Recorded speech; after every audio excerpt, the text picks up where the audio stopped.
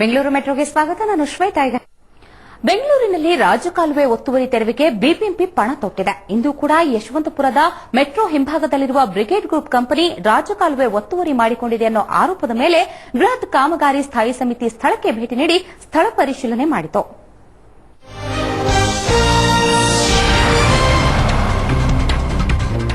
ಯಶವಂತಪುರದ ಈ brigade gateway ಕಟ್ಟಡವನ್ನು ಸರಾಸರಿ 40 ಎಕರೆಯಲ್ಲಿ ನಿರ್ಮಿಸಲಾಗಿದೆ. ಜಾಗದ ಮಧ್ಯದಲ್ಲಿ ಹಾದು ಹೋಗಿದ್ದ ರಾಜಕಾಲುವೆಯ ಮೇಲೆಯೇ ಕಟ್ಟಡ ನಿರ್ಮಾಣ ಮಾಡಲಾಗಿದೆ ಎಂಬ ಆರೋಪ ಕೇಳಿಬಂದಿತ್ತು. ಸ್ಥಳ ಪರಿಶೀಲನೆ ನಡೆಸಿದ ಬೃಹತ್ ಕಾಮಗಾರಿ ಸ್ಥಾಯಿ ಸಮಿತಿಗೆ ಈ ಅಂಶ ಖಚಿತವಾಯಿತು. ಈ ಬಗ್ಗೆ ಸೂಕ್ತ ಕ್ರಮ ಜರುಗಿಸುವುದಾಗಿ ಸಮಿತಿ ಹೇಳಿತು.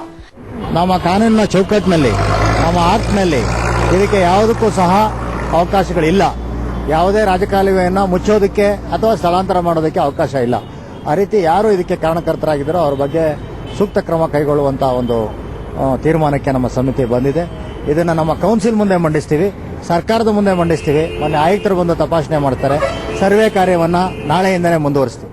ಆದರೆ ಕಂಪನಿಯವರು ಬೇರೆಯೇ ರಾಗ ತೆಗೆದಿದ್ದಾರೆ. ರಾಜಕಾಲುವೆಯನ್ನ ಬೇರೆಡೆಗೆ ತಿರುಗಿಸಿ ಕಟ್ಟಡ ನಿರ್ಮಾಣಕ್ಕೆ ಅನುಮತಿ ನೀಡಲಾಗಿತ್ತು ಅನ್ನೋದು ಬ್ರಿಗೇಡ್ ಕಂಪನಿಯವರ ಮಾತು. ಇವರ ಲೆಟರ್ ಕೊಟ್ಟಿದ್ರು, ಬಿಬಿಎಂಪಿ ಲೆಟರ್ ಬಂದಿತ್ತು ನಮಗೆ. ಸ್ಟಾಮ್ ವಾಟರ್ ಡ್ರೈನ್ ಆ ಕಡೆ ಇರೋದನ್ನ ಬಿಬಿಎಂಪಿನವರೇ ಅದಕ್ಕೆ ಬದಲಾಗಿ ಒಂದು ಇದನ್ನ ಕಟ್ಟಿ ಅಂತ ಹೇಳಿದ್ರು, ಒಂದು ದೊಡ್ಡ ಡ್ರೈನ್ ಕಟ್ಟಿ ಅಂತ ಹೇಳಿದ್ರು. ಆ ತರ ಡ್ರೈನ್ ಮಾಡಿದೀವಿ. ಅದಕ್ಕೆ ನೀರು ಬಲೇಶ್ವರಂ ಕಡೆಯಿಂದ ಬರೋ ನೀರು ಹರಿದೋಗಕ್ಕೆ ಡ್ರೈನ್ ಮಾಡಿ ಆ ಕಡೆ ಬಿಟ್ಟಿದೀವಿ ನಾವು. ಹಿಂದಿನ ಆಡಳಿತದಲ್ಲಿ ಇದಕ್ಕೆ ಅನುಮತಿ ಸಿಕ್ಕಿದೆಯೋ ಇಲ್ವೋ, ರಾಜಕಾಲುವೆಯಂತೂ ಒತ್ತುವರಿಯಾಗಿದೆ. ಈ ವಿಚಾರವಾಗಿ ಪಾಲಿಕೆ ಕಠಿಣ ಕ್ರಮ ಕೈಗೊಂಡ್ರೆ ಮುಂದಿನ ದಿನಗಳಲ್ಲಿ ಇಂತಹ ಒತ್ತುವರಿ ಮಾಡಿಕೊಳ್ಳುವವರು ಎಚ್ಚರದಿಂದಿರೋದು ಖಚಿತ. ಅಶ್ವಿನಿ, ಸುವರ್ಣ ನ್ಯೂಸ್ 24/7 ಬೆಂಗಳೂರು. ಇದು ಇವತ್ತಿನ ಬೆಂಗಳೂರು ಮೆಟ್ರೋ. ಕ್ಷಣ ಕ್ಷಣದ ಸುದ್ದಿಗಾಗಿ ನೋಡ್ತಾ ಇರಿ ಸುವರ್ಣ ನ್ಯೂಸ್ 24/7.